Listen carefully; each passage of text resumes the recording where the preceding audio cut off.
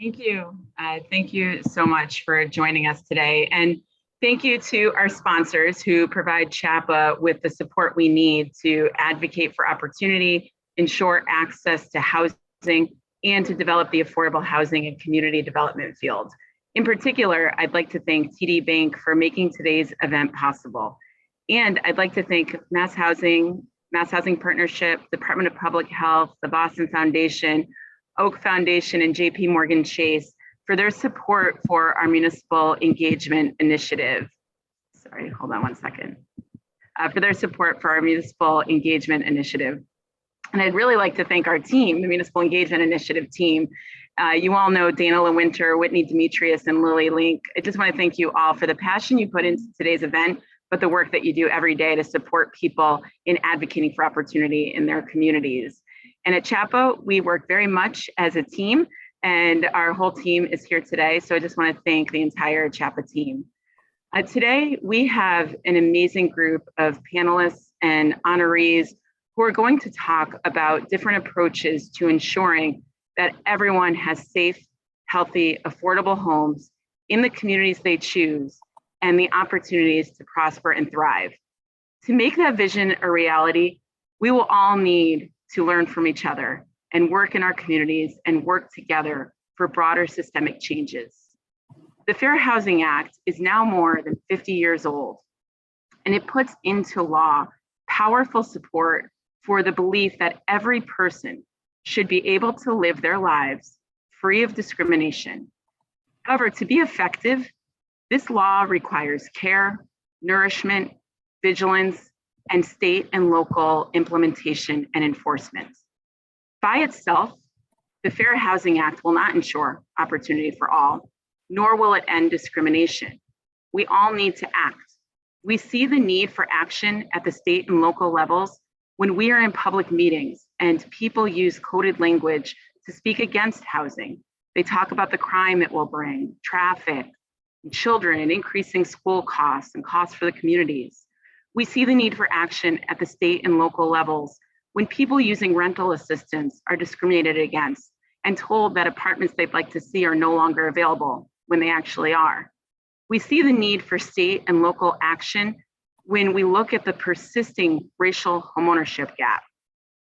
And we probably all have our own stories, whether we've lived it personally or we've heard it from people that we know.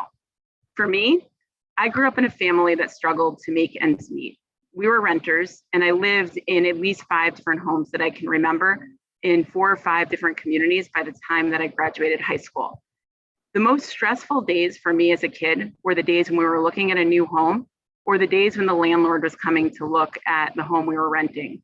My brothers and I knew that if we made one mistake, we could cost our family a home. We all know that housing and development decisions are made every day based on the color of a person's skin, their use of rental assistance, having a disability, their gender, religion, sexual orientation, or where they're from. There's outright discrimination that individuals face every day, and there are the systemic policies that separate us by race and income. As we reckon with racial disparities in health, income, housing, and one's ability to simply walk down the street without being harassed or have the police called on them, we must own that these are the direct results of intentional and systemic decisions made for centuries that are rooted in racism and classism. These decisions impact every aspect of life: healthcare, education, economic development, housing, and more.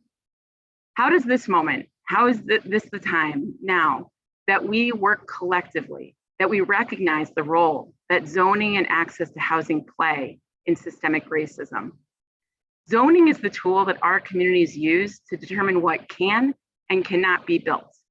This translates into who has or does not have the opportunity to live there.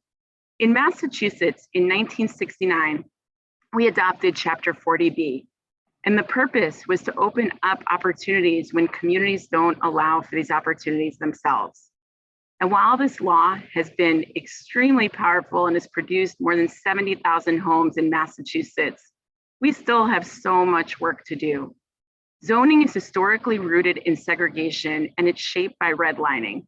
And the effects of decades of lost wealth building for Black and Brown households persist today, leaving many communities out of reach for households of color and putting many households at risk of displacement.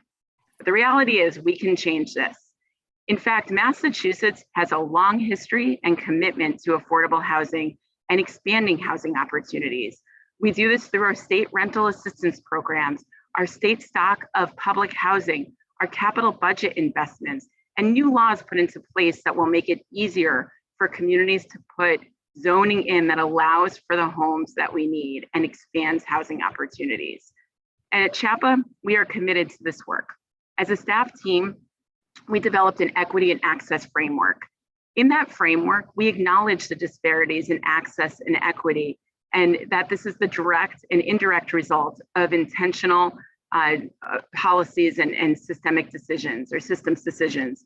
We aim to ensure that those who are impacted by the lack of affordable housing have access and space to contribute their knowledge, expertise, and lived experience into the work that we are all doing together, bringing this work together with people who work in the field and are working in their communities.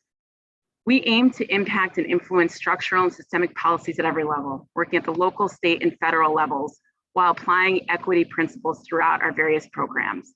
And under the fearless leadership of our Fair Housing Engagement Director, Whitney Demetrius, we're working internally at CHAPA, and we've also created a Fair Housing Committee where people can come together from all over the state, learn from each other, align strategies that will help us to remove barriers and increase opportunities for people to have safe, healthy, affordable homes in the communities that they choose.